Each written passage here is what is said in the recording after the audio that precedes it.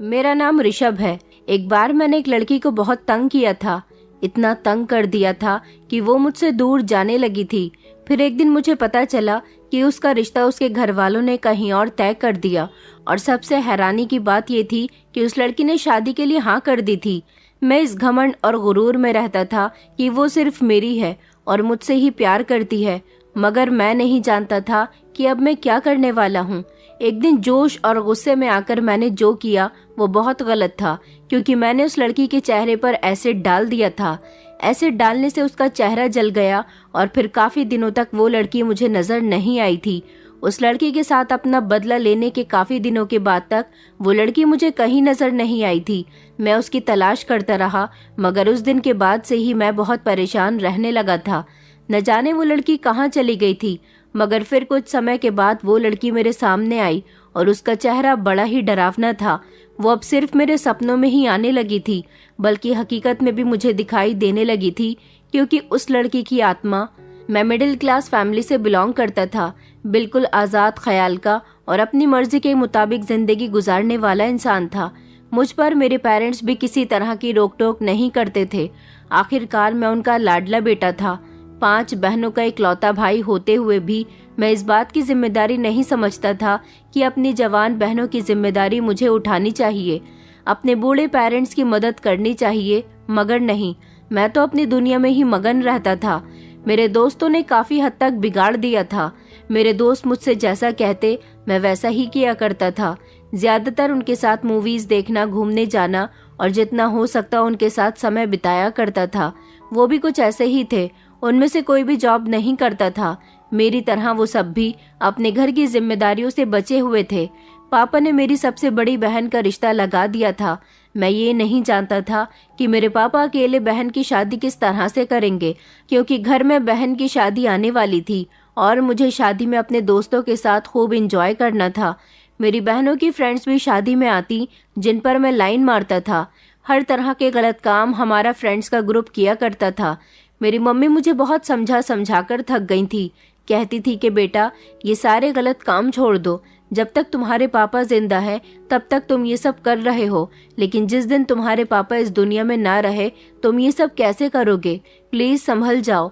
हमने बचपन से लेकर अब तक कभी तुम पर किसी तरह की रोक टोक नहीं की, मगर अब कहती हूँ कि अब वक्त बदल चुका है। अब तुम जवान हो गए हो, तुम्हारी बहनें भी जवान हो गई हैं। तुम्हें अपनी बहनों के बारे में भी सोचना चाहिए कि तुम कितना कुछ गलत करते हो। कहीं ऐसा न हो कि तुम्हारी ऐसी हरकतों की वजह से तुम्हारी बहनों के रिश्ते आना ही बंद हो जाएं। मैंने मम्मी से कहा था कि मम्मी, जैसा आप सोच रही हो ऐसा कुछ भी नहीं होगा। मेरी बहनें बेहद खूबसूरत हैं और खूबसूरत लड़कियों के रिश्ते बहुत जल्द लग जाते हैं, जबकि मैं भी कुछ कम स्मार्ट नहीं था। हम सभी भाई बहन बिल्कुल अपने पापा पर गए थे, क्योंकि मेरे पापा बहुत स्मार्ट थे। मम्मी भी अच्छी थी, मगर लोग सबसे ज्यादा मेरे पापा की तारीफ किया करते थे। पापा इतने बच्चों के पिता होते हुए भी ज्यादा उम्र के नहीं लगते थे। मेरे पापा बहुत मेहनती थे। पापा की अपनी किराना स्टोर थी, जहां पर वो ठीक ठाक कमा लिया करते थे और हम सबका गुजारा आराम से हो जाता था। मेरी बहनें बहुत अच्छी थीं। बड़ी 2 बहनों की पढ़ाई फाइनल हो चुकी थी, जबकि छोटी बहनें अभी पढ़ाई कर रही थी। मुझे तो पढ़ाई लिखाई में कोई इंटरेस्ट ही नहीं था। इंटर करने के बाद से ही मैंने दोबारा कभी किताबों को अपने हाथ में भी नहीं लिया था। पापा मुझे बहुत प्यार करते थे। मैं सबसे ज्यादा लाडला तो अपने पापा का ही था, जो मुझसे कभी मेहनत मजदूरी करने के लिए कहते ही नहीं थे। 1-2 बार मम्मी कह भी दिया करती थी तो पापा मम्मी को डांट दिया करते थे। कहते थे कि मुझे उम्मीद है कि मैं नहीं रहूंगा तो मेरा बेटा सारी जिम्मेदारियां संभाल लेगा। अभी जब तक मैं जिंदा हूँ अपने बेटे को ऐशो आराम की जिंदगी देना चाहता हूँ, मगर मम्मी कहती थी कि ऐसे ऐशो आराम की भी क्या जरूरत है जिसमें अपना बेटा हमेशा कुछ न कुछ गलत करता हो। पापा कहते थे कि कोई बात नहीं, ये उम्र तो होती ही बिगड़ने की है। जैसा मेरा बेटा चाहता है वो वैसा ही करे, मुझे कोई परेशानी नहीं है। समय इसी तरह से गुजरता जा रहा था। मेरी बहन की भी शादी हो गई थी और अब पापा मेरी छोटी बहन के लिए रिश्ता तलाश कर रहे थे। सुबह के टाइम पर हम सारे फ्रेंड्स कॉलेज के बाहर जाकर खड़े हो जाते थे, क्योंकि कॉलेज से जो लड़कियां निकलती थीं हम उन लड़कियों को छेड़ते थे।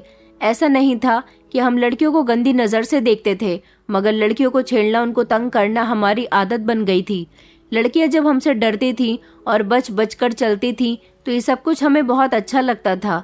मैं भी अपने लफंगे दोस्तों के साथ उनका पूरा साथ दिया करता था, बल्कि मैं उनका लीडर बन गया था।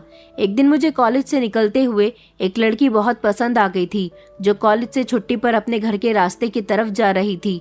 मेरे दोस्त उसे छेड़ने लगे थे जब मैंने उन लोगों को इशारा करके रोक दिया। न जाने क्यों उसके चेहरे पर मेरी नजर टिक कर रह गई थी।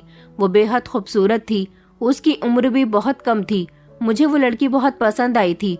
उसी दिन से मैंने उस लड़की को फॉलो करना शुरू कर दिया था। जब जब वो कॉलेज से निकलती, मेरे दोस्त उसे छेड़ने की कोशिश करते थे, मगर मैं उन लोगों से साफ कह दिया करता था कि इस लड़की पर नजर उठाकर भी मत देखना। मेरे दोस्त समझ गए थे कि मैं उसे पसंद करने लगा हूँ। आखिरकार पहली बार ऐसा हुआ था कि किसी लड़की पर मेरा मन टिक गया था। जब रात के समय मैं अपने कमरे में लेटा था तो बार बार उसका चेहरा मेरी आंखों के सामने आ रहा था। उसका चेहरा बहुत मासूम था। मैंने सोच लिया था कि मैं इसे अपनी जिंदगी में शामिल करके रहूंगा, मैं इसे प्रपोज करके रहूंगा। अगले दिन जब वो मुझे मिली तो मैंने उसे आवाज लगाई, मगर उसने पलटकर मुझे देखा ही नहीं। मैं उसका नाम तो नहीं जानता था, मगर उसके पीछे पीछे गया। जब उसने पलटकर मुझे देखा तो वो कहने लगी कि तुम मेरा पीछा क्यों कर रहे हो। मैंने उससे कहा कि मुझे तुमसे कुछ बात करनी है, लेकिन न जाने क्यों वो मुझसे डर रही थी। वो कहने लगी कि प्लीज मेरा रास्ता छोड़ दो, मुझे घर जाने में देर हो रही है। मैं उससे कहने लगा कि मेरी बात को समझने की कोशिश करो, मैं तुमसे कुछ बात करना चाहता हूँ, आओ हम दोनों बैठकर कहीं बात करते हैं। मगर उसने मेरी बात नहीं मानी और वो वहां से भाग गई थी। मेरे दोस्त ये सब देखकर बहुत हंस रहे थे, मगर मैंने उन लोगों को चैलेंज किया था कि मैं इसे पटाकर ही रहूंगा। आखिरकार मैं इसे अपनी जिंदगी में शामिल करना चाहता हूँ, इससे मुझे सच्ची वाली मोहब्बत हो गई है। वो लोग हंसते हुए कहने लगे कि तुम जानती भी हो सच्ची मोहब्बत किसे कहते हैं।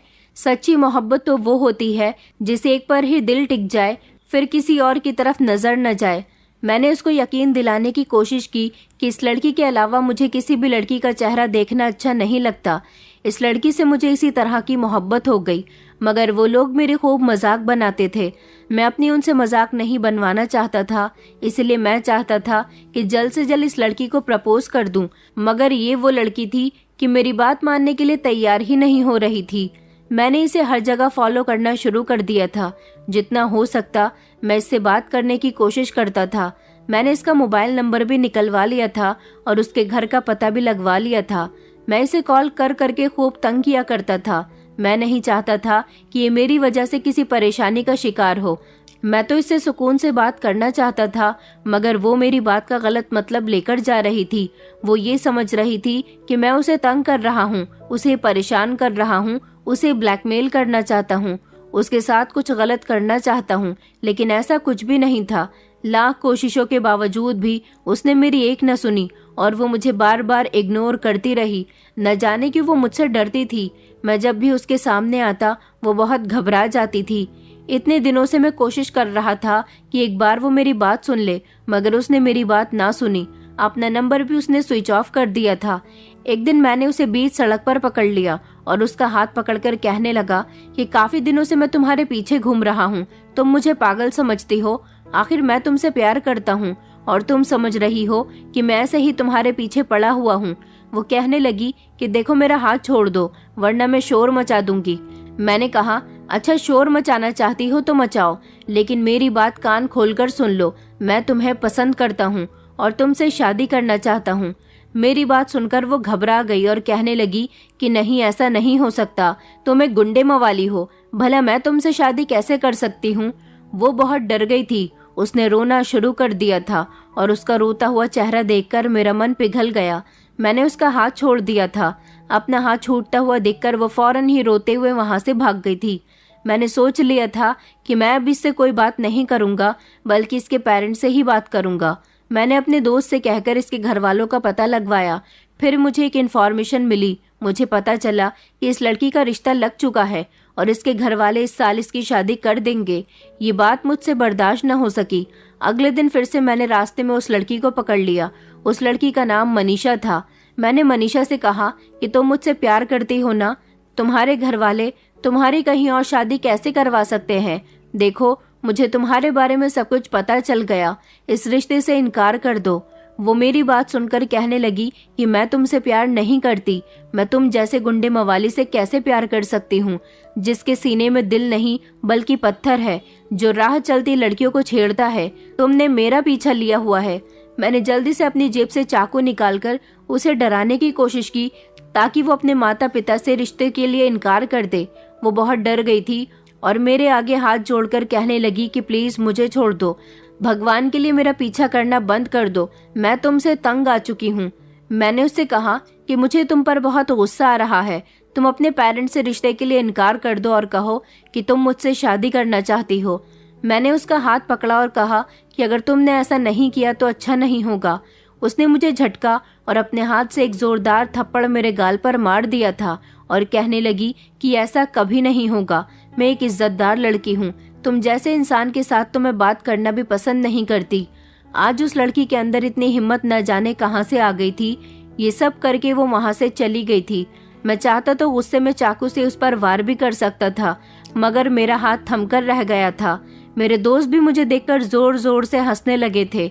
ऐसा पहली बार हुआ था कि किसी लड़की ने मुझ पर हाथ उठाया था और उसकी वजह से मुझे बेइज्जती का सामना करना पड़ रहा था। मैंने सोच लिया था कि मैं अपने इस थप्पड़ का बदला इस लड़की से लेकर ही रहूंगा और इससे शादी भी करके रहूंगा, चाहे जो हो जाए। उसको शादी के लिए रजामंद करने के लिए और उसको डराने के लिए, ताकि वो डर जाए और मुझसे शादी कर ले। मैं एसिड लेकर चला गया था। जब वो अगले दिन कॉलेज के अंदर जाने वाली थी तो फिर से मैंने उसका हाथ पकड़ लिया। मैंने उससे कहा कि बताओ मुझसे शादी करोगी या नहीं। मैंने उसे एसिड दिखाकर डराया। वो एसिड देखकर बहुत कांपने लगी थी और कहने लगी थी कि प्लीज मुझे छोड़ दो, प्लीज मुझे जाने दो। देखो ये एसिड को मुझसे दूर रखो, मुझे देर हो रही है, मेरी क्लासेस का टाइम हो रहा है। मैंने उससे कहा कि तुम मेरी बात का जवाब दे दो, मैं तुम्हें छोड़ दूंगा, बताओ मुझसे शादी करोगी या नहीं। वो रो रही थी और बार बार मुझसे कह रही थी कि प्लीज मुझे छोड़ दो, लेकिन मैंने उसकी एक न सुनी। फिर जब वो मुझसे तंग आ गई तो उसने कहा कि तुम बहुत ही घटिया इंसान हो, भगवान कभी तुम्हें माफ नहीं करेगा। पता नहीं तुम्हारे माता पिता ने तुम्हें क्या सिखाया है, जरूर तुम्हारे माता पिता भी तुम्हारे जैसे ही बिगड़े हुए लोग होंगे, तभी तो उनकी औलाद ऐसी है। ये सुनकर मुझे बेहद गुस्सा आ गया। मैं नहीं चाहता था कि मैं उस लड़की पर एसिड डालूं। मैं तो एसिड सिर्फ उसे डराने के लिए लेकर आया था, मगर मैं अपने गुस्से को कंट्रोल न कर सका और जो मेरे हाथ में एसिड की बोतल थी वो मैंने उसके चेहरे पर डाली तो झट से उसने अपना चेहरा फेर लिया था और अपने हाथों से ढक लिया था, मगर उसके चेहरे पर एसिड काफी हद तक आ गया था। सुबह सुबह का समय था। जब उसके चिल्लाने से आसपास के लोग मेरी तरफ मुझे पकड़ने के लिए भागे तो मैंने जल्दी से उसका हाथ छोड़ दिया और एसिड की बोतल जमीन पर फेंककर मैं अपनी गाड़ी पर बैठकर अपने घर को वापस आ गया था। उसे मैं गंभीर हालत में ही छोड़ आया था। उसके बाद मैं नहीं जानता था कि उसके साथ क्या हुआ, मगर न जाने क्यों उसके साथ ही सब कुछ करके मैं बहुत उदास हो गया था। मेरे दिल को बिल्कुल भी सुकून नहीं मिल रहा था। किसी किसी समय मैं ये भी सोचता था कि मैं उससे अपना बदला ले चुका हूँ, लेकिन किसी समय ये भी सोचता था कि मैंने उसके साथ ये सब क्यों किया। उस बेचारी का चेहरा मेरी वजह से जल गया। ये सब सोचते सोचते मेरा दिमाग खराब हो गया था। मैं भले ही काफी सारी गलतियां करता था, मैंने अपने आप को गुंडा बना लिया था, मगर मैंने कभी किसी पर जानलेवा हमला नहीं किया था। कई दिन इसी तरह से गुजर गए थे। मैं उसके कॉलेज की तरफ भटका भी नहीं था कि कहीं कोई मुझे पकड़ न ले। कुछ दिन ही गुजरे थे कि मैं अपने दोस्तों के साथ बातें कर रहा था, जब अचानक से मेरी बहन की कॉल आई और वो कहने लगी कि भैया जल्दी से मेरे कॉलेज आ जाओ, कुछ लड़के मुझे बहुत तंग कर रहे हैं। मैं अपने दोस्तों के साथ भागता हुआ अपनी बहन के कॉलेज गया था। मैंने देखा था कि मेरी बहन फूट फूट कर रो रही थी। वो मेरे गले से लग गई और कहने लगी कि भैया कुछ लड़कों ने मेरी इज्जत खराब करने की कोशिश की। मैं क्लासरूम में थी जब उन्होंने मुझे क्लासरूम के अंदर ही बंद कर लिया था। मैं बड़ी मुश्किल से अपनी इज्जत बचाकर वहां से भाग आई हूँ। अपनी बहन की बात सुनकर मुझे गुस्सा तो बहुत आया था। मैंने उससे पूछा था कि मुझे बताओ वो लड़के कौन है, मगर वो लड़के उस समय कॉलेज से भाग चुके थे और कॉलेज की भी छुट्टी हो गई थी। मेरी बहन का रोना मुझसे देखा नहीं जा रहा था। वो ये सब होने की वजह से बेहद डर गई थी। उसे मैं घर लेकर आया तो घर के सब लोग भी बहुत परेशान हो गए थे। मम्मी पापा तो उन लड़कों को बहुत बुरा भला कह रहे थे जिन्होंने मेरी बहन के साथ ये सब किया था, मगर ना जाने क्यों मम्मी पापा की बातों से मुझे ऐसा लग रहा था जैसे वो मुझे भी बुरा भला कह रहे हैं। अब मुझे रियलाइज हुआ था कि मैंने भी तो एक दिन एक लड़की को इसी तरह से तंग किया था, यहाँ तक कि मैंने तो उसका चेहरा भी जला दिया। मैं बहुत परेशान रहने लगा था। मुझे मेरी गलती का धीरे धीरे एहसास होने लगा था। मैंने उस लड़की को तलाश करना शुरू कर दिया, मगर वो मुझे कहीं नहीं मिली थी। काफी दिन इसी तरह से गुजर गए थे। मेरे दोस्त मुझे बुलाने के लिए आते थे, मगर मैं अब अपने दोस्तों के साथ भी नहीं जाने लगा था, क्योंकि जब रात को मैं सोता था तो वो लड़की मेरे सपनों में आती थी और मुझसे कहती थी कि मैं तुमसे बदला जरूर लूंगी, तुमने मेरे साथ बहुत गलत किया। मनीषा के साथ गलत तो मैंने सच में बहुत किया था। मैं चाहता तो उससे तसल्ली से भी बात कर सकता था, मगर मैंने हर बार उससे अपनी मोहब्बत का इजहार गुस्से में आकर किया, जिसकी वजह से वो बहुत डर गई। मैं हर जगह मनीषा को तलाश कर रहा था। उसके घर भी गया था, मगर उसके घर पर भी ताला लगा हुआ था। उसके नंबर को बार बार ट्राई कर रहा था, लेकिन उसका नंबर भी स्विच ऑफ जा रहा था। न जाने उसकी फैमिली कहाँ चली गई थी, इस बारे में कुछ पता ही नहीं चल सका था। मैं मनीषा के हालचाल जानना चाहता था। मैं उसके बारे में जानने के लिए बेहद बेचैन हो रहा था। न जाने क्यों मेरा दिल उसके लिए इतना बेचैन था। मैंने अब अपने दोस्तों के साथ उठना बैठना भी बंद कर दिया था, क्योंकि मुझे अब अपने दोस्तों का साथ पसंद नहीं आ रहा था। मेरे बिहेवियर में काफी चेंजेस आ गए थे। मुझे कुछ अच्छा नहीं लगता था। मम्मी पापा पूछते थे कि तुम इतना खामोश क्यों रहने लगे हो, तो मैं उनसे कहता कि अब मेरा कुछ भी करने का मन नहीं लगता, मन नहीं करता कि मैं किसी से बात करूं। मम्मी पापा कहते थे कि तुम्हारी तबीयत ठीक नहीं है, तुम्हें डॉक्टर के पास जाना चाहिए, मगर मैं उन्हें क्या बताता कि मेरे दिमाग पर और मेरे दिल पर एक अजीब सा बोझ था, जो सिर्फ मनीषा की वजह से था। न जाने क्यों मनीषा मेरे सपने में आती थी। मुझे बहुत डर लगने लगा था। मैं कुछ भी करके मनीषा से मिलना चाहता था, लेकिन वो मुझे नहीं मिल सकी। मैं काफी हद तक बदल चुका था। मेरे दोस्तों से मैंने दोस्ती खत्म कर दी थी। मम्मी मुझे बहुत समझाती थी, लेकिन मम्मी की हर समझाई हुई बात पर अब मैंने ध्यान देना शुरू कर दिया था। पापा के किराना स्टोर पर मैं पापा के साथ काम में हाथ बटाया करता था और हर आने जाने वाली लड़की पर नजर रखता था कि कहीं वो मनीषा तो नहीं। मुझसे बड़ी मेरी सारी बहनों की शादी अब हो चुकी थी। अब सिर्फ मेरी एक ही छोटी बहन रह गई थी, जिसकी उम्र अभी शादी की नहीं थी। मम्मी पापा चाहते थे कि अब वो मेरी भी शादी कर दे, इसलिए वो मेरे लिए लड़की तलाश करने लगे थे। पूरे 5 साल गुजर जाने के बाद मनीषा का ध्यान धीरे धीरे मेरे दिमाग से निकलने लगा था, लेकिन मैं पूरी तरह से बदल गया, एक अच्छे और शरीफ इंसान की तरह। मम्मी पापा मेरे लिए लड़की तलाश कर रहे थे, मगर मैं अभी शादी से इनकार कर रहा था। लेकिन उन लोगों ने मेरी एक न सुनी और फिर फाइनली मम्मी को मेरे लिए एक ऐसी लड़की मिल गई थी जिसकी उनको तलाश थी। अब ना जाने क्यों मुझे लड़कियों में कोई इंटरेस्ट नहीं था। मैं लड़कियों के पीछे नहीं भागता था। अगर मेरी आंखों को किसी लड़की की तलाश थी तो वो सिर्फ मनीषा थी। इस बात को काफी साल गुजर गए थे, मगर कभी कभी मेरा ध्यान मनीषा की तरफ चला ही जाता था। मम्मी को मेरे लिए जो लड़की पसंद आ गई थी, उस लड़की का फोटो उन्होंने मुझे दिखाया था। मैं जानता था कि मेरे पेरेंट्स ने जो लड़की मेरे लिए पसंद की होगी वो अच्छी ही होगी, और ऐसा ही हुआ था, क्योंकि जब मैंने फोटो देखा तो लड़की बेहद खूबसूरत थी। मम्मी पापा ने मुझसे मेरी मर्जी पूछी थी, लेकिन मैंने उनसे कह दिया था कि मेरी मर्जी वही है जो आपकी मर्जी है। अपने बेटे को पूरी तरह से बदलता हुआ देखकर सबसे ज्यादा खुशी मेरी मम्मी को हुई थी। अब तो मैं अपनी बहनों का भी रखवाला बन गया था। मेरी बहनें कहीं घर से बाहर जाती तो मैं उनके साथ साथ जाता था। मुझे इस बात का एहसास होने लगा था कि अपने पास्ट में जो मैंने किया है वो बिल्कुल गलत था। अपनी जिंदगी का एक लंबा हिस्सा मैंने अय्याशियों में गुजार दिया था।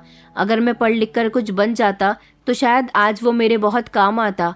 मैं अपने पापा की किराना की दुकान पर बैठकर मामूली से पैसे ना कमा रहा होता, बल्कि बड़े ऑफिस में जॉब करके अच्छी खासी सैलरी कमा रहा होता। लेकिन जैसा भाग्य में लिखा हुआ होता है, होना तो वही है। लड़की वालों ने मुझे पसंद कर लिया था। मेरे घर वालों को भी लड़की पसंद आ गई थी। मेरा रिश्ता सौम्या नाम की लड़की के साथ तय हो गया था। सुना था कि ये लड़की बीए फाइनल है, भोली भाली मासूम और संस्कारी लड़की है। मेरी बहनों को भी सौम्या बहुत पसंद आई थी। मेरे पेरेंट्स चाहते थे कि वो जल्द ही मेरी शादी कर दे, इसलिए उन्होंने लड़की वालों से शादी की डेट मांगी थी। लड़की वालों को भी कोई एतराज नहीं था, इसलिए मेरी शादी 6 महीने के अंदर अंदर सौम्या के साथ हो गई। मुझे अपनी शादी की कोई खुशी नहीं थी। न जाने क्यों अंदर से मेरा दिल बहुत बुझा बुझा सा हो रहा था। मैं जब कमरे में गया और मैंने देखा कि बिस्तर पर सौम्या दुल्हन बनी हुई है, उसने अपने चेहरे पर घूंघट किया हुआ था। मैंने जैसे ही उसका घूंघट उठाकर उसका चेहरा देखना चाहा तो ना जाने क्यों मुझे एक अजीब सा झटका लगा था। ऐसा लगा था कि इस लड़की को मैंने पहले भी कहीं देखा है, मैं इसे जानता हूँ, मगर कहाँ और ऐसा मुझे क्यों लग रहा था, जबकि मैंने इससे पहले सौम्या को सिर्फ फोटो में देखा था। वो मेरे लिए एक तरह से अनजान ही थी। फिलहाल मैंने सौम्या से थोड़ी बहुत बातचीत की थी और फिर उसके बाद हम दोनों ने अपनी जिंदगी की नई शुरुआत कर दी थी। सौम्या सच में बहुत भोली भाली और मासूम थी। उसकी आवाज न जाने क्यों मुझे जानी पहचानी लगती थी। ऐसा लगता था जैसे उसकी मीठी सी आवाज मैं पहले भी कभी सुन चुका हूँ। शादी के अगले ही दिन जब मैं बाथरूम से नहाकर बाहर निकला और अपने कमरे की तरफ आया तो सामने शीशे पर मेरी नजर पड़ते ही मेरे पैरों तले से जमीन निकल गई थी, क्योंकि शीशे पर तो एक तस्वीर लगी हुई थी जिसको देखकर मैं बुरी तरह से डर गया था। एक जोरदार झटके से मैं जमीन पर गिर गया और जोर जोर से चिल्लाने लगा। ये तस्वीर मनीषा की थी। जब मैंने उस पर एसिड डाला था तो उसका चेहरा जल गया था। वह जोर जोर से चिल्ला रही थी और उसके जले हुए चेहरे की ही तस्वीर आज मेरे कमरे के शीशे पर लगी हुई थी। मैं उसे देखकर जोर जोर से चिल्लाने लगा। उसका चेहरा बेहद खतरनाक लग रहा था। तभी सौम्या भागती हुई आई और कहने लगी कि आपको क्या हो गया। मैंने कहा कि ये देखो, ये शीशे पर किसकी तस्वीर लगी हुई है। सौम्या ने शीशे की तरफ देखा और कहने लगी कि शीशे पर तो किसी की भी तस्वीर नहीं है। मेरे शोर की आवाज सुनकर मेरे मम्मी पापा भी कमरे में आ गए थे और मेरी बहन भी। मैंने सौम्या से कहा कि नहीं सौम्या, ध्यान से देखो, शीशे पर एक तस्वीर लगी हुई है। मगर सौम्या साफ इनकार कर रही थी कि कहने लगी आपको कोई गलतफहमी हुई है, शीशे पर कोई भी तस्वीर नहीं है, वहाँ सिर्फ शीशा है। जब मम्मी पापा कमरे के अंदर आए तो मैं झट से अपनी मम्मी के गले लग गया था और बहुत कांप रहा था। मैंने जब उनको बताया कि शीशे पर किसी की तस्वीर लगी हुई है, सौम्या को दिखाई नहीं दे रही, तो सब लोगों ने शीशे की तरफ देखा और कहने लगे कि तुम ये कैसी बातें कर रहे हो बेटा, शीशे पर तो कोई भी तस्वीर नहीं है। जब मैंने पीछे पलटकर दोबारा से शीशे की तरफ देखा तो ये देखकर मेरे होश उड़ गए थे कि शीशे पर सच में कोई तस्वीर नहीं थी। इसका मतलब ये था कि सच में ये मेरा वहम था। मगर मेरा वहम कैसे हो सकता था? मैंने तो खुद अपनी आंखों से मनीषा के जले हुए चेहरे की तस्वीर शीशे पर लगी हुई देखी थी। सबने मुझे यही समझाया था कि तुम्हें कोई गलतफहमी हुई है, वहाँ कोई तस्वीर नहीं है। और भला तुमने किसकी तस्वीर देख ली? अब मैं सबको क्या बताता कि मैंने किसकी तस्वीर देखी थी, क्योंकि ये बात तो कोई भी नहीं जानता था जो मैंने मनीषा के साथ किया था। मेरे पास खामोश रहने के अलावा और कोई दूसरा रास्ता नहीं था। इस हादसे के होने से मैं बुरी तरह से डर गया था, लेकिन फिर मैंने सोचा कि मैं ज्यादातर अपने दिमाग पर मनीषा को सवार रखता हूँ, शायद मुझे इसीलिए उसका चेहरा नजर आ गया था। फिर मैंने अपना ध्यान इस बात से हटाने की कोशिश की, लेकिन 2-3 दिन गुजरे थे जब हमारे घर में कोई भी नहीं था, सिर्फ मैं और सौम्या थे। मेरे पेरेंट्स और मेरी बहन हमारे किसी रिश्तेदार के यहाँ शादी में गए हुए थे। पापा ने कहा था कि तुम सौम्या को अपने साथ शॉपिंग पर ले जाना। मैंने सौम्या से तैयार होने के लिए कहा था। हम दोनों घर से निकलने ही वाले थे जब मैं अपना मोबाइल कमरे के अंदर भूल गया था। सौम्या बाहर मेरी बाइक के पास खड़ी हुई मेरा इंतजार कर रही थी, लेकिन जैसे ही मैं अंदर गया तो मैंने जोर जोर से चिल्लाना शुरू कर दिया, क्योंकि कमरे के अंदर एसिड की बोतल रखी हुई थी और जमीन पर भी एसिड पड़ा हुआ था, जिसका धुआं पूरे कमरे में फैल रहा था। ये सब देखकर मैं बहुत डर गया था। मेरे चिल्लाने की आवाज सुनकर सौम्या घर के अंदर आई। मैंने उससे कहा कि सौम्या, ये एसिड यहाँ कहाँ से आया? इस एसिड से पूरे घर में धुआं फैल रहा है। एसिड का धुआं सांस के जरिए मुझे खूब महसूस हो रहा था, मगर सौम्या तो नॉर्मल सा बिहेव कर रही थी। सौम्या कहने लगी कि यहाँ तो कोई भी धुआं नहीं है, मुझे तो कोई धुआं नजर नहीं आ रहा और ना ही कोई एसिड नजर आ रहा है। मैं अपनी आंखों से देखी हुई चीज को झुटला कैसे सकता था? मेरे कमरे में खूब धुआं था, जमीन पर ढेर सारा एसिड पड़ा था, मगर लगातार सौम्या कह रही थी कि आपको वहम हुआ है, यहाँ पर कोई धुआं नहीं है और ना ही एसिड रखा हुआ है। मैंने उसे एसिड की रखी हुई बोतल दिखाई कि देखो, उधर बेड की तरफ मैंने एसिड की बोतल देखी थी। किसी ने हमारे कमरे में एसिड छिड़क दिया, लेकिन जब मैं बेड की तरफ गया तो ये देखकर दंग रह गया कि एसिड की बोतल अपनी जगह पर थी ही नहीं। अभी 2 मिनट पहले ही तो मैंने एसिड की बोतल को अपनी आंखों से देखा था। मेरी समझ नहीं आ रहा था कि ये सब मेरे साथ क्या हो रहा है, लेकिन मुझे लगातार कमरे से धुआं निकलता हुआ और एसिड की बदबू आ रही थी। सौम्या मुझे समझा बुझाकर और तसल्ली देकर अपने साथ शॉपिंग पर ले गई थी। मेरे दिमाग से एसिड वाली बात और वो मनीषा की फोटो वाली बात अभी तक नहीं निकली थी कि मेरे साथ एक और हादसा हो गया। जब सौम्या ने अपने लिए चूड़ियां खरीदी और मैंने अपने वॉलेट से 500 का नोट निकालकर दुकानदार को देना चाहा तो मेरी नज़र नोट पर लिखे हुए शब्दों पर पड़ी। नोट पर पेन से मनीषा का नाम लिखा हुआ था। जब एक ही झटके में मेरे हाथ से नोट छूटकर जमीन पर गिर गया। ये सब देखकर मेरा शरीर थर थर कांपने लगा था। आखिरकार मेरे साथ ये सब क्यों हो रहा था? मेरे चेहरे पर पसीना आने लगा था। जब सौम्या ने मुझे ऐसे रिएक्शन देते हुए देखा तो उसकी नज़र जमीन पर पड़े हुए नोट पर गई। मैंने सौम्या से कहा कि सौम्या चलो यहाँ से, हमें चलना चाहिए। मगर सौम्या कहने लगी कि दुकानदार को पैसे तो दीजिए। मैंने कहा कि नहीं नहीं, पैसे जमीन से मत उठाना। मैं जबरदस्ती उसका हाथ पकड़कर उसे घर ले आया था। मुझे तेज का बुखार हो गया था। सौम्या कहने लगी कि आपकी तो तबीयत ठीक नहीं है, आखिर आपको क्या हो गया? ये तो सच में मैं खुद भी नहीं जानता था। सौम्या कहने लगी कि मैं अभी डॉक्टर को बुलाती हूँ, डॉक्टर आपको दवाई दे देंगे। मैंने कहा कि नहीं, डॉक्टर को मत बुलाओ, मेरा सर दर्द से फटा जा रहा था। मैंने कहा कि फर्स्ट एड बॉक्स में सर के दर्द की दवाई रखी हुई है, बस मुझे वही दे दो। मैं वो खाकर आराम करना चाहता हूँ और प्लीज़ कुछ देर के लिए मुझे अकेला छोड़ दो। सौम्या मुझे दवाई देकर कमरे से निकल गई थी। मैं नहीं चाहता था कि ये सब जो मेरे साथ हो रहा है वो सौम्या को पता चले। आखिरकार सौम्या मेरी पत्नी थी। उसे अगर मेरी पुरानी जिंदगी के बारे में पता चलता तो वो मेरे बारे में क्या सोचती, बल्कि वो तो मुझे छोड़कर भी जा सकती थी। 2 दिन तक मुझे लगातार बुखार आता रहा था। रात को मैं जब सोता तो मेरे सपने में मनीषा आती थी और रोते रोते कहती थी कि मैं तुमसे अपना बदला जरूर लूंगी, तुम्हें कभी माफ नहीं करूंगी। एक रात तो मैंने अपने सपने में देखा था कि मैं किसी बहुत बड़ी मुसीबत में फंसा हुआ हूँ, पूरी तरह से अकेला हूँ, चारों तरफ अंधेरा छाया हुआ है, मेरी मदद करने वाला कोई भी नहीं है और मुझे बहुत डर लग रहा है। मगर एक तरफ मुझे मनीषा खड़ी हुई दिखाई दी। मैंने मनीषा से मदद की गुहार लगाई। मनीषा धीरे धीरे मेरे करीब आई और फिर उसने मेरा चेहरा पकड़कर जैसे ही अपना चेहरा मेरे करीब किया तो ये देखकर मेरी आंखें फटी की फटी रह गई थी कि उसका चेहरा एसिड से बुरी तरह से जला हुआ था। इतना खतरनाक चेहरा था कि उसके चेहरे पर लगे हुए जख्म देखकर मैं बुरी तरह से कांप गया था और सोते ही सोते मैंने जोर जोर से चिल्लाना शुरू कर दिया था। मैं कह रहा था कि प्लीज मुझे छोड़ दो, प्लीज मुझे माफ कर दो, प्लीज मनीषा मुझे माफ कर दो। मेरे बराबर में ही सौम्या सो रही थी। जब वो मनीषा मनीषा कहते हुए मुझे देखकर घबरा गई और कहने लगी कि ऋषभ आपको क्या हो गया, आखिर ये मनीषा कौन है?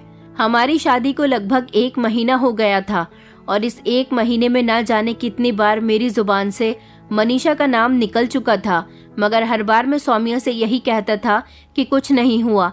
ये सब कुछ जो मेरे साथ हो रहा था इसने मुझे पागल बना दिया था। मेरे घर वाले भी बहुत परेशान हैं। इसी तरह के सपने मुझे हर रोज आने लगे थे। मैं नहीं चाहता था कि फिर से मनीषा की बातें सौम्या को पता चले। मम्मी पापा भी मुझसे बार बार पूछते थे कि आखिर तुम्हें अचानक क्या हो जाता है, तुम क्यों मनीषा मनीषा चिल्लाने लगते हो, आखिर ये मनीषा कौन है? मैंने मम्मी पापा को सिर्फ इतना बताया था कि मेरी तबीयत ठीक नहीं रहती। मेरी ऐसी हालत देखकर मेरी बहन भी डर जाती थी, क्योंकि रोज रात को सपने में जब मनीषा आती तो मैं जोर जोर से चिल्लाने लगता था और सारे लोग सोते से उठ जाते थे। सौम्या मुझे संभालने की कोशिश करती थी। मेरी और सौम्या की शादी को अभी 1 महीना हुआ था, मगर अभी तक मैं सौम्या को पत्नी बनने का सुख नहीं दे सका था। उसके साथ कुछ भी ऐसा नहीं कर सका था जिससे उसे अच्छा लगे। न जाने क्यों मैं उस बेचारी के साथ इतना गलत कर रहा था। सौम्या बहुत अच्छी लड़की थी, मेरे पेरेंट्स के साथ और मेरी बहन के साथ बहुत अच्छे से रहती थी, मेरी भी सेवा करने में कोई कमी नहीं छोड़ती थी, मगर मैं उसको अभी कोई सुख नहीं दे पा रहा था। मैं समझ गया था कि मनीषा की आत्मा मुझे परेशान कर रही है और उसकी आत्मा कभी भी मुझे खुश नहीं देखना चाहती। अब हालात ऐसे बन गए थे कि मुझे सौम्या को ये सब कुछ बताना ही था, क्योंकि अब की बार मेरे साथ सबसे खतरनाक हादसा हुआ था जिससे मैं बहुत तंग आ गया था। आधी रात का समय था जब मैं सो रहा था और अचानक मुझे ऐसा लगा जैसे मेरे कान के बराबर में कोई जोर जोर से चीख रहा है, और ये आवाज किसी और की नहीं बल्कि मनीषा की है। वो चिल्ला रही है कि प्लीज मेरे साथ ऐसा मत करो, मेरे चेहरे पर एसिड डालकर तुमने अच्छा नहीं किया, मुझे बहुत जलन हो रही है, प्लीज मुझे छोड़ दो, याद रखना मैं तुम्हें कभी माफ नहीं करूंगी। वो बहुत बुरी तरह से रो रही थी और ये सब कुछ कह रही थी। उसकी आवाज में एक अजीब सा दर्द था। ये आवाजें मेरे कान में चारों तरफ घूम रही थी। मेरी आंखें बंद थी मगर मैं उन आवाजों को बहुत अच्छी तरह से महसूस कर सकता था। जब सोते से अचानक मेरी एक जोरदार चीख निकल गई। सौम्या ने मुझे संभालने की कोशिश की। उसने मुझे तसल्ली दी और वो बार बार कहने लगी कि आपको क्या हुआ है। मैं थर थर कांप रहा था। वो कहने लगी कि आपको डरने की जरूरत नहीं है, मैं आपके साथ हूँ। अब मुझसे ये सब कुछ बर्दाश्त नहीं हो रहा था, इसलिए मैं सौम्या के पैरों में गिर गया और उससे माफी मांगने लगा। मैंने कहा, सौम्या मुझे माफ कर दो, प्लीज मनीषा से कहो कि वो भी मुझे माफ कर दे। सौम्या कहने लगी कि आखिर ये मनीषा कौन है? मैं आपके मुंह से मनीषा मनीषा सुन सुनकर थक गई हूँ। मैं सौम्या के दोनों हाथ पकड़कर जोर जोर से रो रहा था। मैंने कहा, आज मैं तुम्हें सच बता ही देता हूँ, क्योंकि अब मैं तुमसे और ये बात नहीं छुपा सकता। दरअसल 5 साल पहले एक लड़की को मैं बहुत पसंद करता था। उस समय मैं बहुत बिगड़ा हुआ था।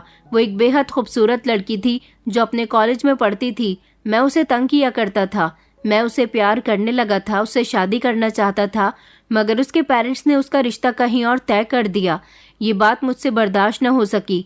मैंने उसे बहुत समझाया कि अब तुम अपने घर वालों से इस शादी के लिए इनकार कर दो, मगर वो मुझे गुंडा मवाली समझती थी। मैंने रास्ते में उसका हाथ कई बार पकड़ा था, कई बार तो मैं उसका रास्ता रोका करता था। हर बार उसके साथ गलत बिहेव करता था। वो सीधी सादी मासूम सी लड़की थी। मेरी ऐसी हरकतों से बहुत डर जाती थी। वो मुझसे कहती थी कि तुम जैसे गुंडे इंसान से मैं क्या, कोई भी लड़की शादी नहीं करेगी। लेकिन जब वो मुझे बुरा भला कहती थी तो मुझे बहुत गुस्सा आता था। ऐसा लगता था जैसे वो मेरी इंसल्ट कर रही है।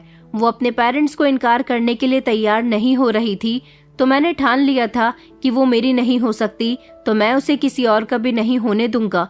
इसलिए मैं गुस्से में उसके पास चला गया और एसिड लेकर उसके चेहरे पर डाल दिया था। मैं तो उसको वहीं सड़क पर तड़पता हुआ छोड़कर भाग आया था ताकि मुझे कोई पकड़ न ले। लेकिन उस दिन के बाद से वो मुझे कहीं दिखाई नहीं दी। तभी से वो मेरे सपने में आती है। मैं बहुत बेचैन रहने लगा हूँ। मैं उससे माफी मांगना चाहता हूँ, मगर मुझे उसका कोई पता नहीं चला।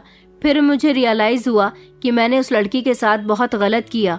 मोहब्बत करने वाला इंसान दरिंदगी नहीं दिखाता, मगर मैंने अपनी मोहब्बत का इजहार उसे ठीक से नहीं किया।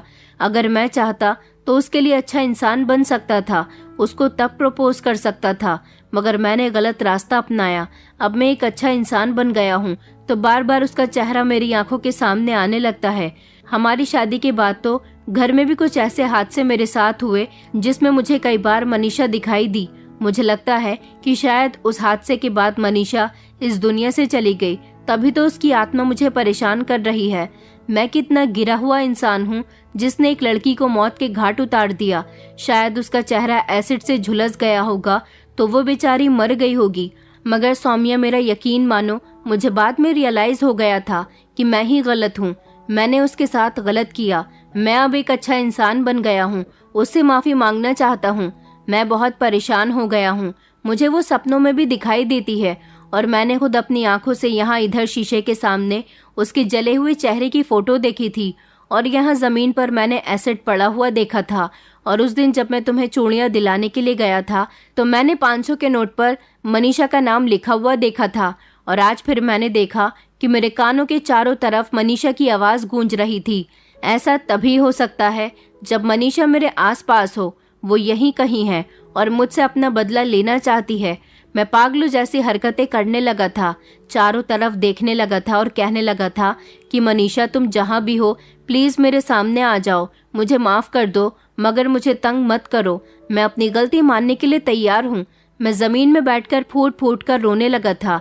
जब सौम्या ने मुझे सहारा दिया और वो उठाकर मुझे बिस्तर तक ले आई थी, मुझे इस तरह रोते हुए देखकर सौम्या ने अचानक मुझसे कुछ ऐसे शब्द कहे थे जिन्हें सुनकर मेरे होश उड़ गए थे। सौम्या कहने लगी कि मैंने तुम्हें माफ कर दिया। मैंने चौंक कर उसकी तरफ देखा। मैंने कहा, तुम ये क्या कह रही हो? सौम्या कहने लगी, जो तुमने सुना। दरअसल मैं सौम्या नहीं, मैं मनीषा हूँ। मैंने उसके चेहरे को ध्यान से देखा और कहा कि नहीं, ऐसा नहीं हो सकता। तुम मनीषा कैसे हो सकती हो? सौम्या कहने लगी, क्या तुम्हें मेरी आवाज से नहीं लगता कि मैं मनीषा हूँ? मैं वही लड़की हूँ जिस पर तुमने एसिड डाला था। मेरा बदला पूरा हो गया। मैं तुम्हें तुम्हारी गलती रियलाइज करवाना चाहती थी, मगर तुम्हें तो तुम्हारी गलती का एहसास दिलाने में मेरा साथ मैं ही नहीं बल्कि ऊपर वाला भी दे रहा था। मैं नहीं जानती थी कि तुम सपने में क्या देखते थे, मगर मैं इतना जरूर जानती हूँ कि जैसी कंडीशन है उस हिसाब से तुम सच में बदल गए हो। तुम नहीं जानते कि उस दिन जब तुम मेरे चेहरे पर एसिड डालकर चले गए थे तब मैं कितनी तकलीफ से गुजर रही थी। मुझे वहाँ के लोगों ने अस्पताल पहुँचाया था। मेरे मम्मी पापा मुझे देखकर बहुत डर गए थे। मेरी कंडीशन बिल्कुल भी ठीक नहीं थी। कुछ दिन तक मेरा हॉस्पिटल में ट्रीटमेंट चलता रहा और फिर जब मैं घर आई तो आईने में अपना चेहरा देखकर मैं बहुत रोती थी।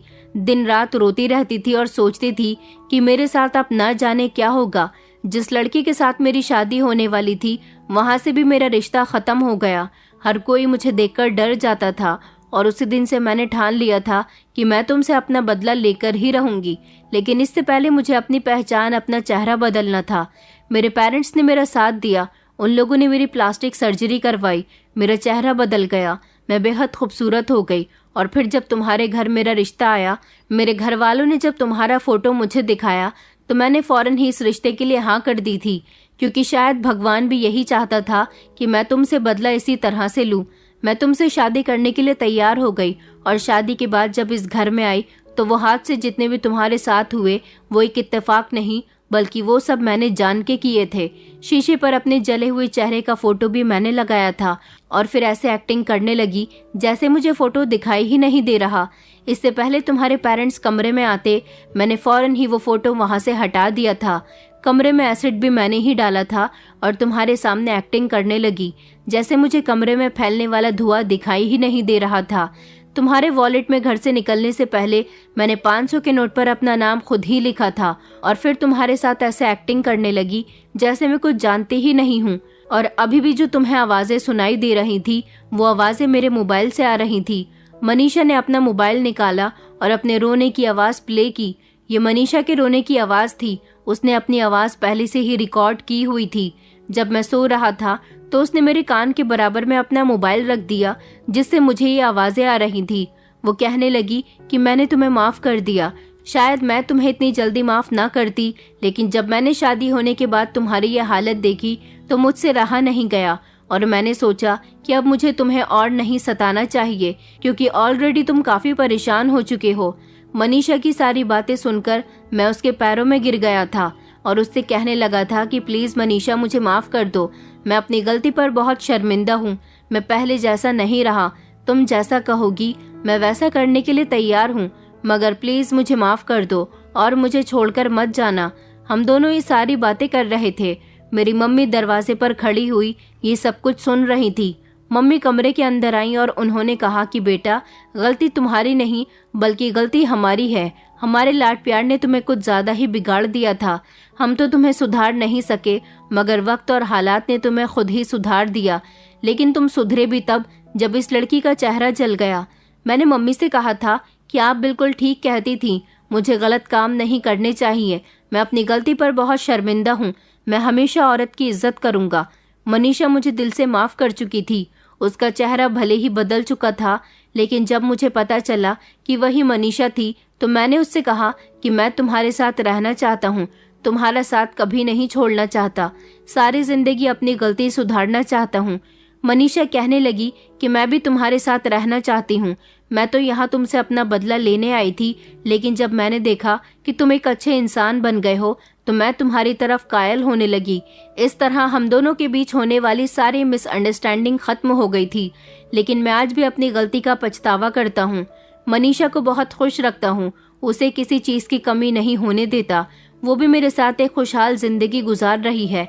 शायद मुझे जिंदगी सबक न सिखाती तो मैं कभी बदल न सकता, घर में अपनी बहन होते हुए भी मैंने दूसरी लड़कियों को काफी तंग किया।